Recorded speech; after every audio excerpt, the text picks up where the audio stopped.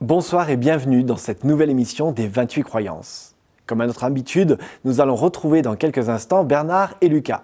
Mais avant tout, vous le savez, mon devoir est de vous rappeler l'intérêt de vous abonner à notre chaîne Adventiste FFS et surtout de partager le lien de cette émission. Alors en faisant cela, vous ne manquerez aucun de nos programmes. Évidemment, n'oubliez pas d'activer la petite cloche. À présent, laissons la parole à nos deux animateurs pour nous parler de la croyance numéro 23, intitulée « Le mariage et la famille ». Je vous souhaite un bon moment en notre compagnie.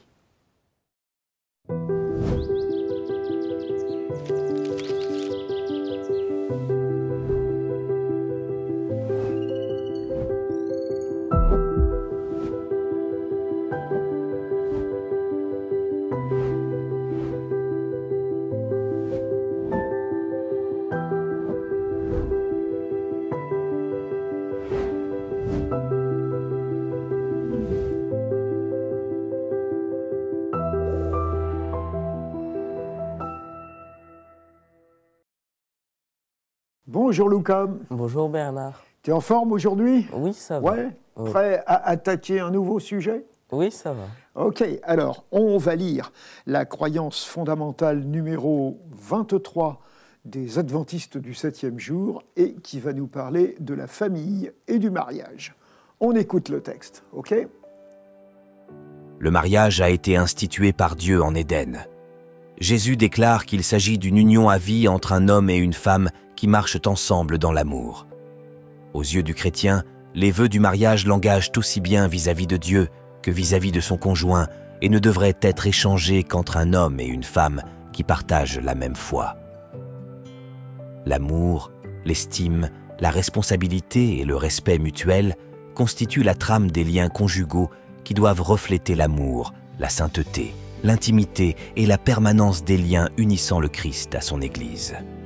Concernant le divorce, Jésus a enseigné que la personne qui, sauf pour impudicité, se sépare de son conjoint et en épouse un autre commet un adultère. Bien que certaines relations familiales puissent ne pas atteindre l'idéal, l'homme et la femme qui se donnent l'un à l'autre en Christ dans le cadre du mariage peuvent néanmoins trouver l'unité dans l'amour grâce à la direction du Saint-Esprit et au ministère de l'Église. Dieu bénit la famille et désire que ses membres se prêtent mutuellement assistance en vue d'atteindre une pleine maturité. Le resserrement des liens familiaux est l'un des signes distinctifs du dernier message évangélique. Les parents doivent élever leurs enfants dans le but d'aimer le Seigneur et de lui obéir. Par la parole et par l'exemple, ils leur enseigneront que le Christ est un maître aimant, bienveillant et attentif à nos besoins, qui souhaite les voir devenir membres de son corps et appartenir à la famille de Dieu, qui comprend à la fois les couples mariés et les célibataires. Ok, alors dans ce texte, tu as entendu des mots comme mariage, divorce, enseignement, enfant. Donc tout ça, c'est ce qui permet d'aborder, je dirais, la famille et tous les défis que ça représente. Alors, je ne sais pas, toi, est-ce que tu as déjà, dans ta pensée, dans ta réflexion, est-ce que tu t'es déjà dit qu'un jour, tu voudrais te marier, avoir des enfants, fonder une famille, comme on dit? Oui, quand je serai plus grand.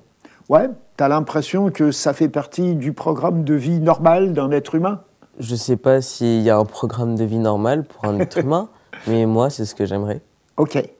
Alors, je suppose que si ça fait partie de tes projets, même si c'est encore vague, je suppose que c'est parce que tu vis dans une famille et que tu as une expérience d'une famille.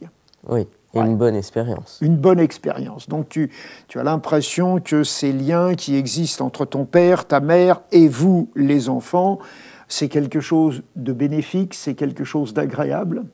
Oui. Ouais.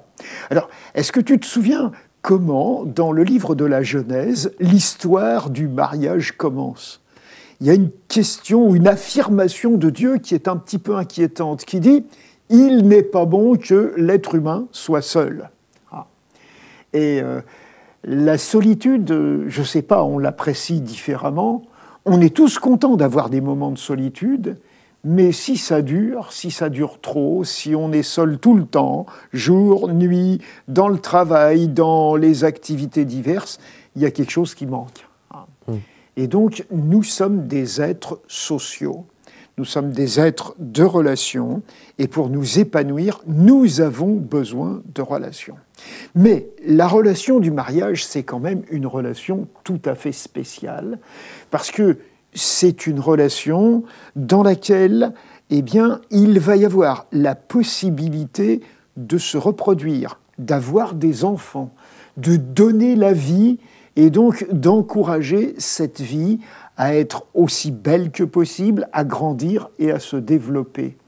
Et c'est vrai qu'il y a là quelque chose qui marque l'histoire des êtres humains, la capacité de faire naître une nouvelle génération qui, à son tour, fera naître une nouvelle génération et qui va faire que l'humanité existe, se développe à une histoire qui est plus longue que notre histoire individuelle. Alors, on va lire un texte qui est un texte du prophète Ésaïe, qui est un grand poète qui a vécu à peu près 700 ans avant Jésus. Et c'est intéressant de voir comment les poètes parlent de ce genre de sujet. Donc, dans le livre d'Ésaïe, au chapitre 54, on va lire un petit paragraphe qui commence au verset 4 et qui va jusqu'au verset 8. « N'aie pas peur, car tu ne seras pas honteuse. Ne sois pas confuse, car tu n'auras pas à rougir. Oui, tu oublieras la honte de ta jeunesse, et tu ne te souviendras plus du déshonneur de ton veuvage. Car celui qui te fait, c'est ton époux. Son nom, c'est le Seigneur des armées. Ton Rédempteur, c'est le Saint d'Israël. Il est appelé Dieu de toute la terre, car le Seigneur te rappelle comme une femme abandonnée dont l'esprit est affligé. La compagne de jeunesse peut-elle être rejetée ? Dit ton Dieu. Un court instant, je t'avais abandonné, mais avec une grande compassion, je te recueillerai. Dans un débordement d'irritation, un instant, je m'étais détourné de toi. Mais avec fidélité, pour toujours, j'aurai compassion de toi, dit ton Rédempteur, le Seigneur. À ton avis, qui est le premier des personnages qui est comparé là à une femme ? C'est l'humain ? Oui, c'est l'être humain, mais c'est plus particulièrement le peuple d'Israël. Et pourquoi il y a cette comparaison dans laquelle Dieu se présente comme son mari qui aurait abandonné sa femme pendant un certain temps et qui désire revenir vers elle, la faire revenir vers lui, avoir un amour qui soit un amour sans fin pour elle ? C'est parce que les Israélites, à cette époque, avaient été déportés. Ils avaient été faits prisonniers par des armées qui étaient venues, qui avaient conquis leur pays et qui avaient brûlé leur ville, leur capitale, et déporté la population. Et donc, ils comparent ça à l'histoire d'êtres humains qui forment un couple et qui se sont mariés et qui se sont aimés, mais qui rencontrent des difficultés. Ça veut dire que, quelque part, on est conscient dans la Bible que le mariage, c'est un véritable défi. La journée du mariage, la fête, ça c'est un truc qui est sympa, qui est très agréable, parce qu'on aime tous faire la fête. Mais c'est pas juste une fête, le mariage, c'est tous les jours, ça continue, et ça veut dire que c'est quelque chose d'engageant, c'est quelque chose qui nécessite l'amour, et l'amour, c'est quelque chose qui implique l'échange, le dialogue, la conversation, le pardon, les réconciliations. Et donc, une vie d'être humain marié, c'est une vie qui relève des défis de ce genre-là.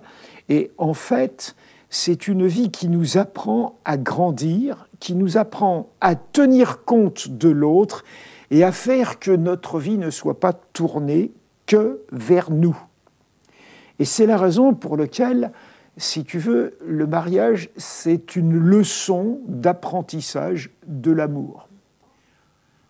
Au début, je ne sais pas, ça t'est peut-être déjà arrivé d'imaginer, tu as des copains, des copines, tu vois une fille qui te plaît, tu as peut-être envie de te dire je vais essayer de devenir copain plus intime avec cette fille-là, peut-être qu'un jour elle pourrait devenir ma femme. Si tu ne l'as pas encore vécu, ça viendra. Hein ?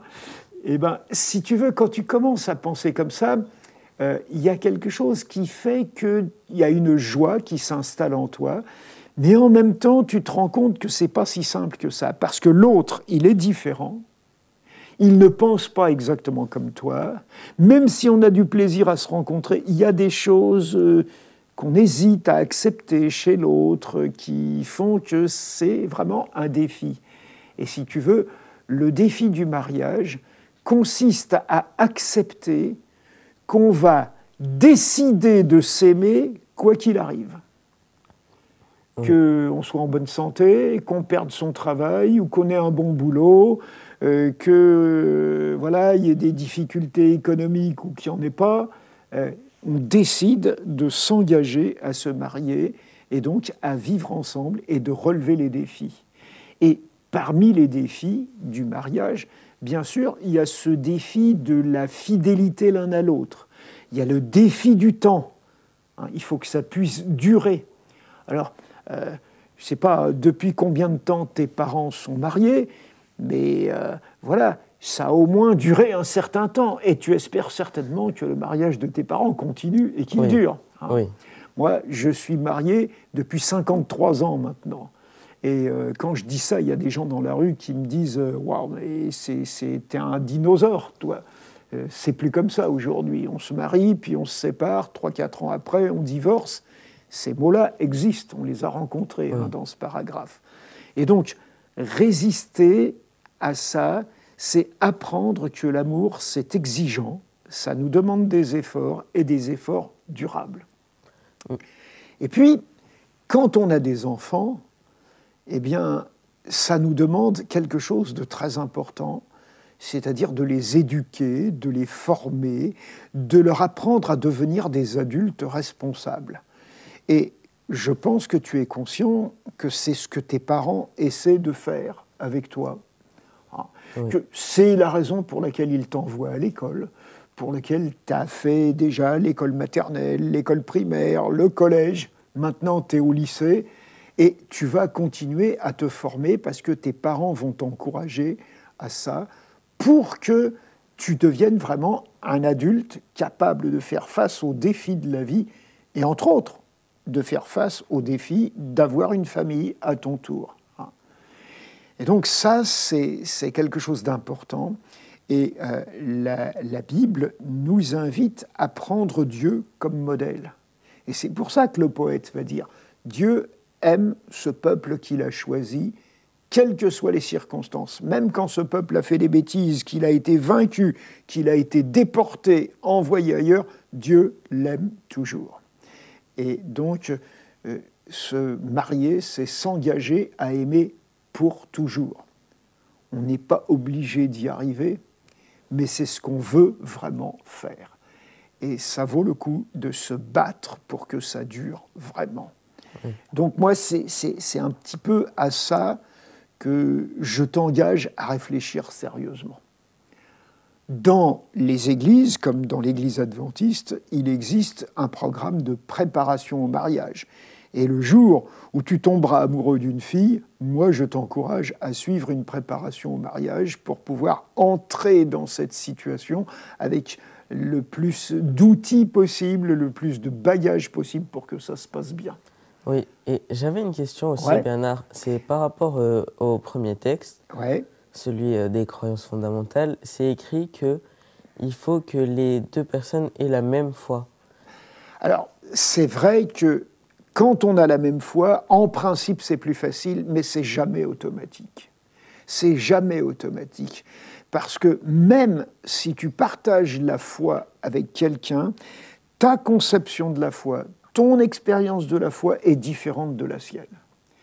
Chacun vit sa foi comme il le peut, comme il a été éduqué à le vivre. Et donc, c'est beaucoup plus facile à construire quand on a la même foi les deux, mais ce n'est pas garanti. Moi, je connais des familles dans lesquelles il y a eu plusieurs enfants, et il y a un seul enfant qui s'est marié avec quelqu'un qui avait la même foi, et c'est le premier qui a divorcé. Donc il n'y a pas de garantie absolue, mais c'est vrai que si on partage la même foi, ça va être quand même plus facile, parce qu'on peut se référer à Dieu prier ensemble et demander à Dieu de guider notre démarche de mariage. D'accord. Ok, eh bien, écoute, on va se retrouver bientôt sur un autre sujet. Allez, je te souhaite tout de bon et à la prochaine. À la prochaine.